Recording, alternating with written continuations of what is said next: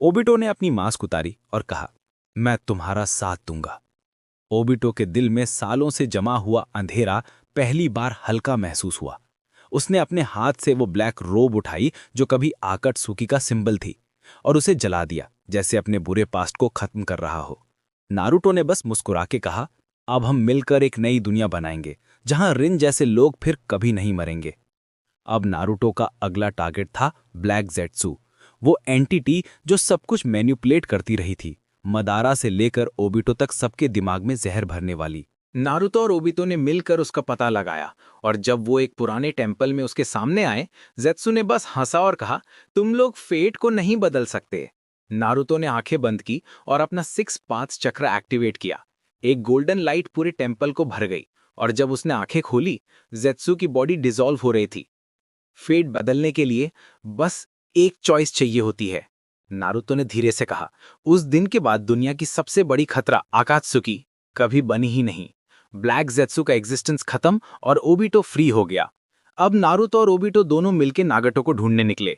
Naruto जानता था नागटो के अंदर भी एक दर्द छुपा है, एक ऐसी कहानी जिससे वो खुद गुजर चुका था। जब वो लोग आमेगाकुरे पहुंचे, नागटो एक टावर के ऊपर बैठा था, बारिश के बीच अपने चक्रा रॉड्स के साथ। उसने पहली नजर में नारुतो को पहचाना नहीं। तुम यहाँ क्या कर रहे हो अजनबी? नारुतो ने बस कहा, मैं वो बंदा हूं जिसे तुम फ्यूचर में मिलने वाले थे। और उसके बाद नारुतो ने अपना हाथ आगे बढ़ाया, उसके अंदर से एक लाइट निकली और नागटो ने अपने अंदर एक विजन देखा। उसका और नारुतो का फ्यूचर बैटल, वो सब बातें जो उन्होंने शेयर की थी, और वो पीस जो आखिर में आई थी। नागटो के आंखों से आंसू बहने लगे। तुम वो बच्चा हो जो मेरे सपने को पूरा करेगा? नारुतो ने हाँ में सिर हिलाया, और उस दिन नागटो ने भी अपना पाथ बदल लिया। पेन अब पीस बन गया। कुछ ही दिन बाद नारुतो और ओबितो कोनोहा लौट आए, और जब ककाशी ने ओबितो को देखा तो उसके हाथ से वो ऑरेंज बुक गिर गई जो वो हमेशा पढ़ता रहता था। उसके आंखों में आंसू आ गए। ओबितो, तू जिंदा है? ओबितो ने मुस्कुराते हुए कहा, मैं वापस आ गया हूं पुराने दोस्त।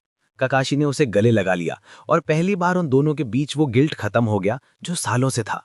मिनातो ने सब कुछ देखा और बस इतना कहा, शायद यही तुम्हारा पर्पस था नारुतो। अब नारुतो की जिंदगी बिल्कुल नहीं हो गई थी। वो मिनातो और कुशीना के साथ रहता था, और उनके साथ बेबी नारुतो, एक क्यूट हमेशा हंसते हुए बच्चा। सबसे अजीब पार्ट था, नारुतो अपने आप को ही रेस कर रहा था, और कुशीना का पेशेंस लेवल हर दिन टेस्ट होता था। कभी कभी जब दोनों नारुतोस गड़गड़ करते तो कुशीना दोनों को डांट लगाती, तुम दोनों सेम हो बिल्कुल, एक भी चुप नहीं बैठता।